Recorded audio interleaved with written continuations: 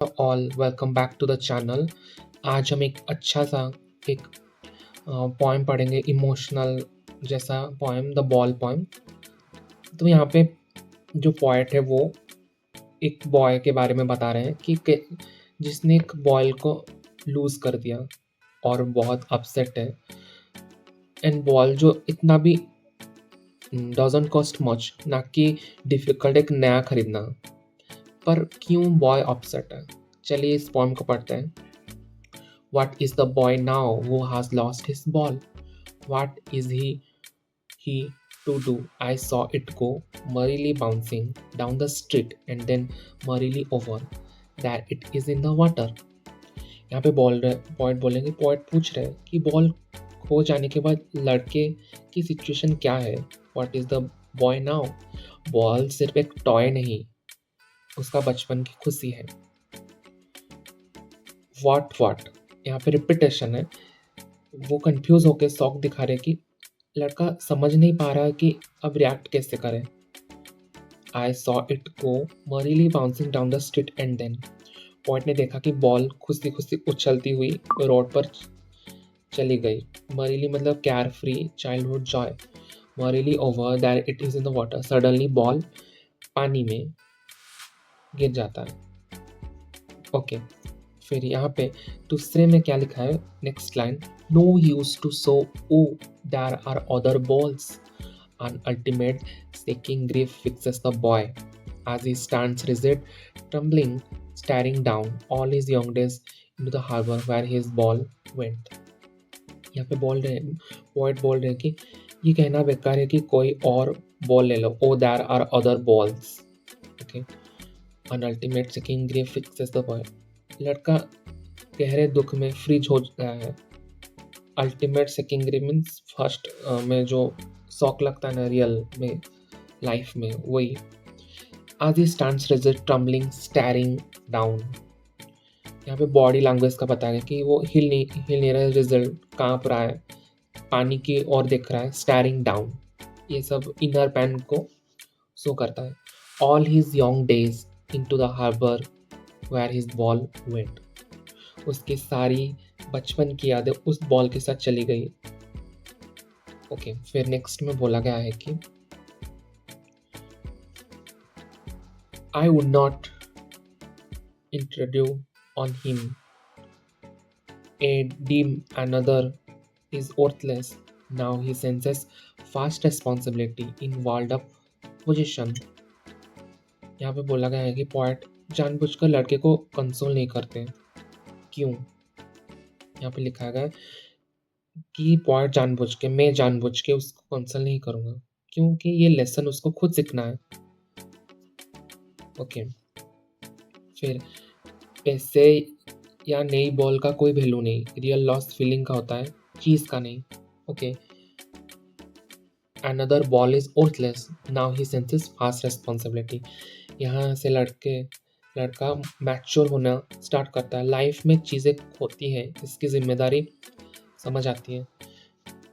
In world of possession, world सिर्फ चीज़ों से भरी है, पर चीज़ें परमानेंट नहीं होते।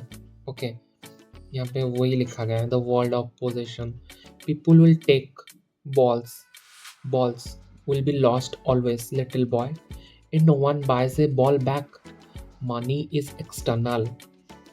यहाँ पे बोला गया कि लाइफ में लोग और सिचुएशन तुमसे चीज़ें छीन लेंगी। People will take balls will be lost always, little boy.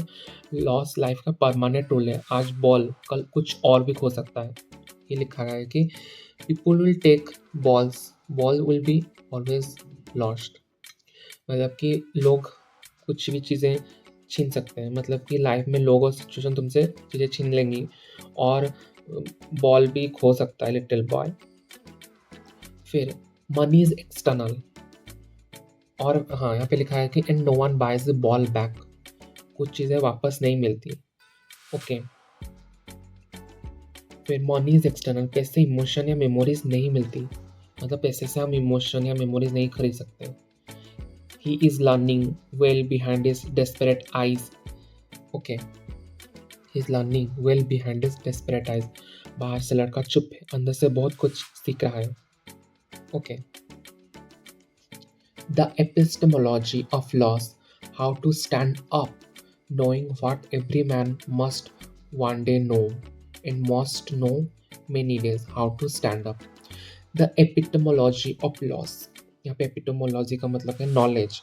लड़का लॉस का ज्ञान सीख रहा है, मतलब कि knowledge of loss, how to stand up, okay, of knowing what every man must know one day, every man must one day know। Life का universal truth है, हर इंसान का लॉ को लॉस फेस करना पड़ता है, okay. Every man must one day know, क्या, loss, epistemology of loss. And must of all how to stand up, and must know how to stand up, मतलब कि सबसे इम्पोर्टेंट लेसन है कि लॉस के बाद भी खुद को संभालना पड़ता है और खड़ा रहना पड़ता है, सामना करना पड़ता है, how to stand up, okay. This is the all about the poem. कि हम एक लाइन में बोल सकते हैं कि the ball poem shows how a child learns the reality of loss, okay, and emotional maturity through the simple incident of losing a ball, okay. This is a beautiful poem written by John, okay। इन्होंने ये लिखा है poem, ये exam के लिए और real life के लिए बहुत ही इम्पोर्टेंट है। I hope all like this poem and subscribe if you like the explanation. चलिए हैंड रिटन नोट्स भी देख लेते हैं। कि पहले में हमने देखा कि बॉय डिस्क्राइब करते हैं कि बॉय जो अपना बॉल पानी में गिर जाता है और वो खो देता है बॉल को, फिर वो हेल्पलेस से उस बॉल को खोते हुए देखता है, disappear. The boy first experience of loss and feel soft and sad. उसका पहला एक्सप्रेशन था लॉस का, जो वो सॉफ्ट और सैड था, दुखी था। फिर देखिए कि बोल रहे कि the telling that boy about the ball is useless, ball useless है, और जो लॉस ऑफ बॉल उसको कॉज कर रहा है डीप सैडनेस। यहाँ पे बॉय जो स्टैंड खड़ा है और अंडरस्टैंड कर रहा है कि ही हैज लॉस्ट, हो चुका है वो चीज़। The moment make him realise, उसको रियलाइज होता है कि some loss can not be replaced, okay. फिर दूसरे में क्या लिखा है कि boy does not want to disturb the boy, उसको जाके वो कंसर्न नहीं कर रहे हैं कि ना कि गिविंग हिम मनी और अंदर will not remove his pain. वो बोल रहे हैं कि मनी दे के दूसरा बॉल खरीदने से पेन नहीं जाएगा। उसको responsibility, boy is learning the responsibility और understanding the things can be lost, चीज़ें खो सकती हैं, okay. Loss helps him to grow emotionally, okay. फिर लास्ट में लिखा गया है कि boy teaches the boy an important lesson, loss is a part of life. होना एक लाइफ का पार्ट है and can not always be fixed with money, money इसे फिक्स नहीं किया जाता है। क्यों लिखा गया है कि मनी इज एक्सटर्नल। फिर accepting loss is necessary to grow up and face the reality, okay. So theme हमने देखा कि loss is a part of life, okay. Thank you.